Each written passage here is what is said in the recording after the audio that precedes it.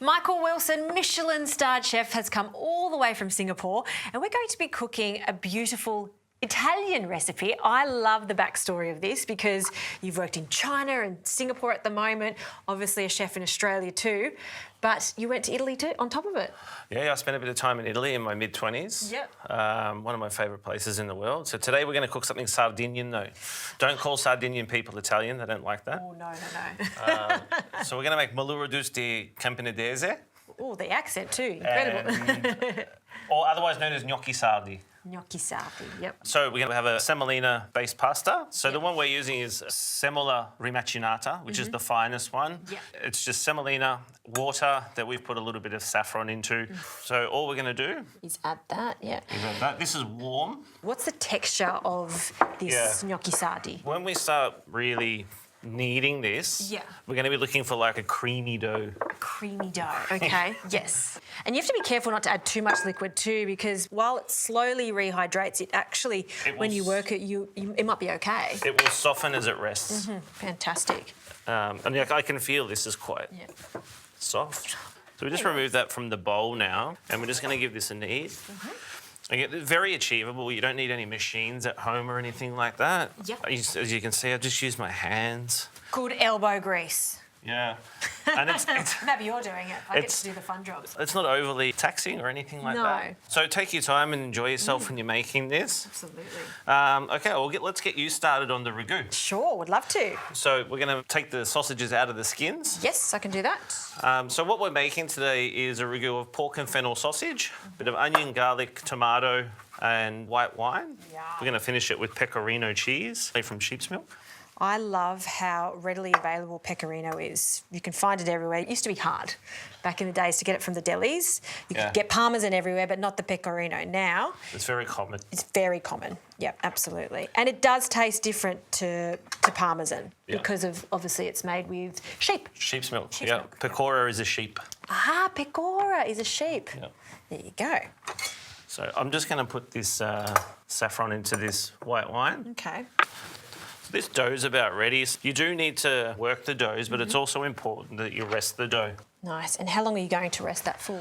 1 hour. 1 hour. Fridge or no fridge? If you're going to make it now, no fridge. You're going to make it tomorrow, pop it in the fridge. Easy. All right, I'm going to start frying these sausages off and then we can add the onions to that. Yeah, so nice colour on the sausages, break them up a bit. And get a really nice golden colour on it. Yep. And then once we've got that, we'll add the onions. The onions will actually help deglaze the pan and take everything off the bottom, the water from the onion. It's that nice classic ragu, all in one pan. Yeah, all in one pot wonder. Like some of that.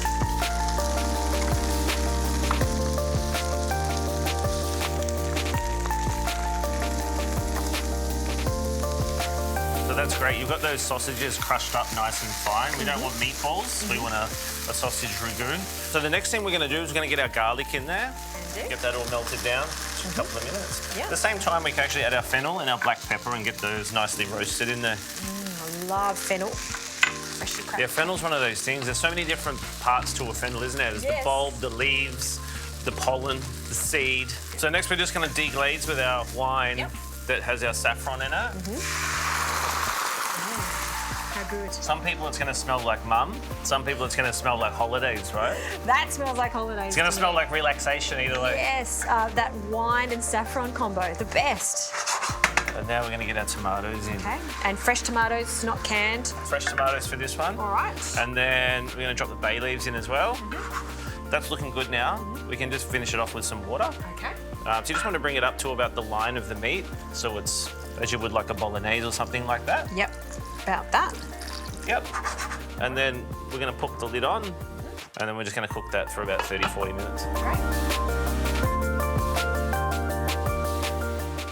All right, so now we're going to get to the forming of the pasta. Great. Okay, so we're going to make our little Malloreddus or Gnocchi Sardi.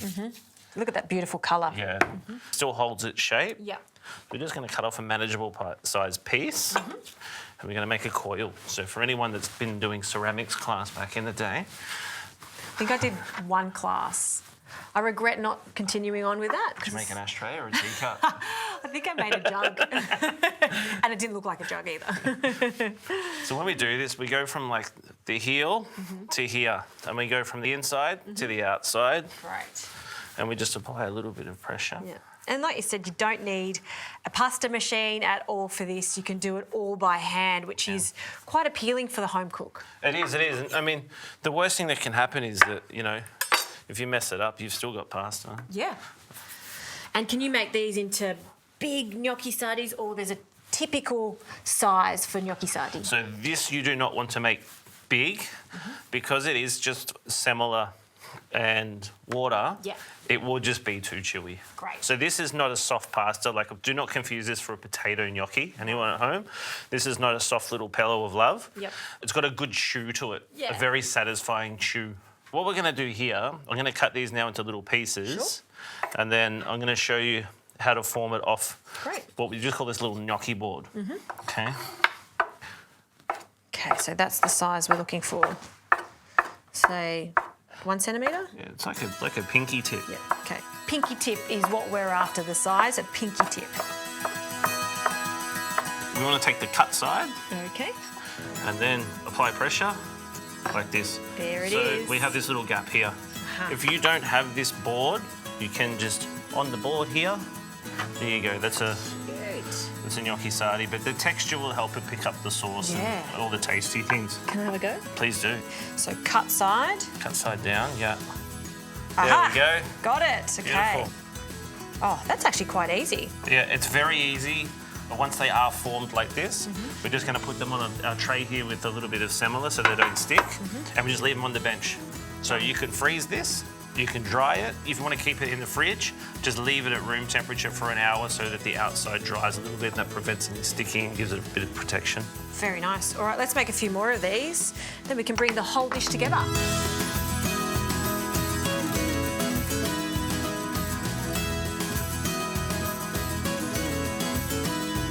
right, let's have a look where this ragu is at. So this is looking good.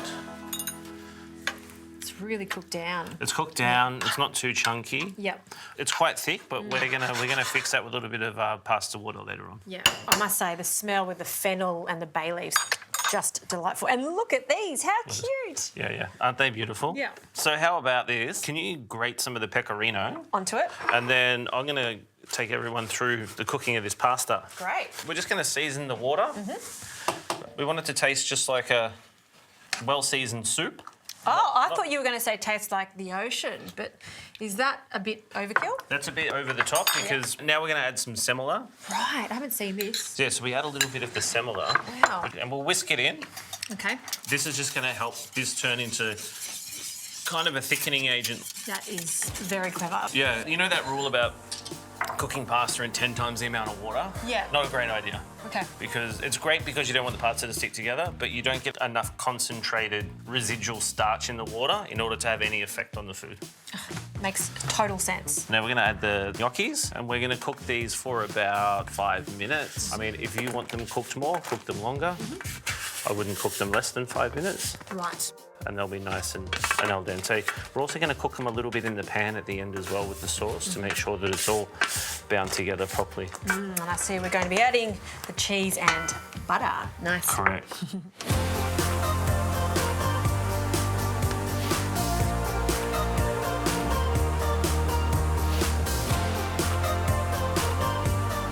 Okay, we're ready to go here. I'm just going to turn the water off and then we're going to drag some water with us. They're quite sturdy because there's no egg in it whatsoever. It's not a gnocchi. It's a stiff flour as well. Yeah. Important, correct amount of sauce with the correct amount of pasta. It's pasta, it's not sauce with pasta. You sound Italian. So then to finish this sauce, we're going to add the pecorino and just 1 knob of butter. Okay.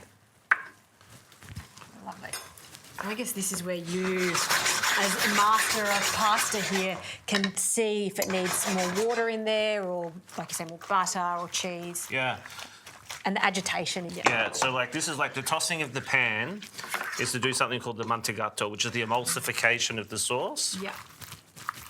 It is easier to do it tossing the pan than it is any other way. As opposed to a sauté pan, which is what I've got you here, yeah. And it literally looks like there's cream in there because it's so creamy with that butter and the starch. Yeah. Correct. And then if you just want to taste it for me and let me know if it needs any seasoning. Ooh, pressure's on, make sure.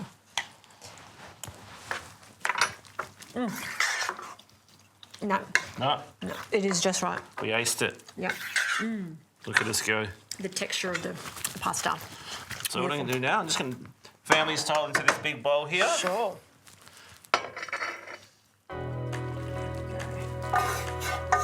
How beautiful. Voila. Right, Chas, I'll dish you up a little bit to critique. Absolutely. Good amount of sausage there. My favourite times of cooking here in the kitchen with a chef is when the chef does something really home style, and this for me is just like a little hug in a bowl because it's comfort food, Sardinian style comfort food. Taste it. And now tasting the gnocchi sardi with the sausage and the creaminess from the butter and the pecorino. It's just, it's heaven. Yeah. I love it. You get a nice bit of acidity from the cheese as well. Having been to Sardinia, you of course have been there too. It really tastes so authentic. You've totally nailed it. Awesome. What a compliment. Love it. Thank you.